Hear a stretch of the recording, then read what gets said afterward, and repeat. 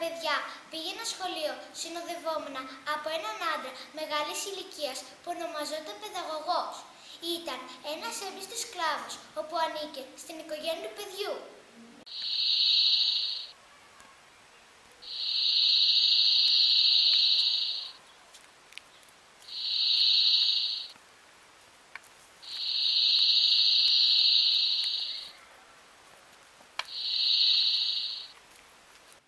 Η μουσική ήταν βασικό μάθημα στην αρχαία Ελλάδα.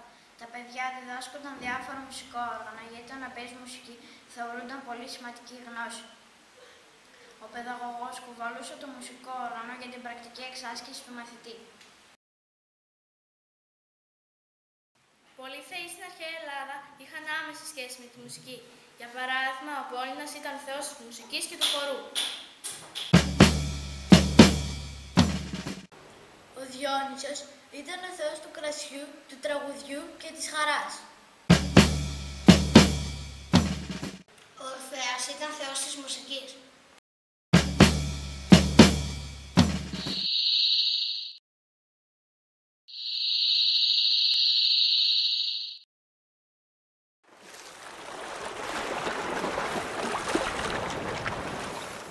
Εδώ μπορείτε να δείτε το κοχύλι. Ένα αερόφωνο φυσικό μουσικό όργανο. Ανάλογα με τη θέση του κοχυλιού στον άνεμο, ακούς ωραίους ήχους της θάλασσας. Ο θεός που έχει σχέση με τη θάλασσα και το νερό είναι ο Ποσειδώνας. Στον δρόμο για το σχολείο τα παιδιά έρχονταν σε επαφή με διάφορα καιρικά φαινόμενα και όλους τους φυσικούς ήχους που απορρέουν από αυτά.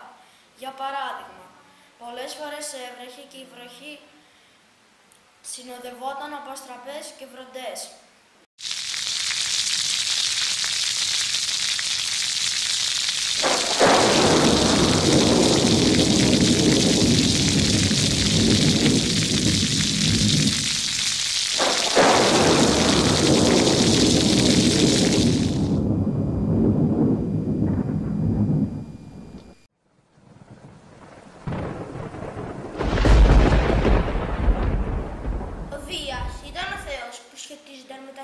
Φαινόμενα και τον καιρό.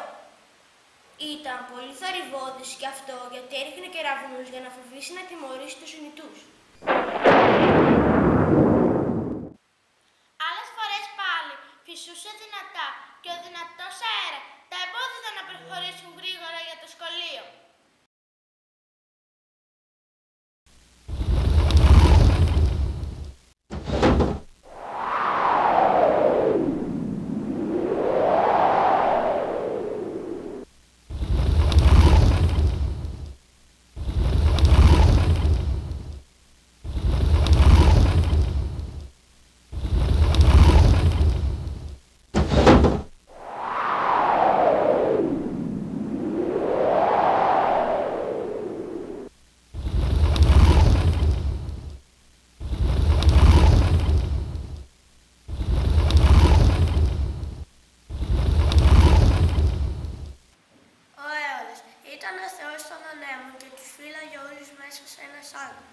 Κάθε φορά που ήθελε να τιμωρήσει τους ναυτικούς, άφηνε ελεύθερους τους ανέμους και οι ναυτικοί ταλαιπωρούνταν.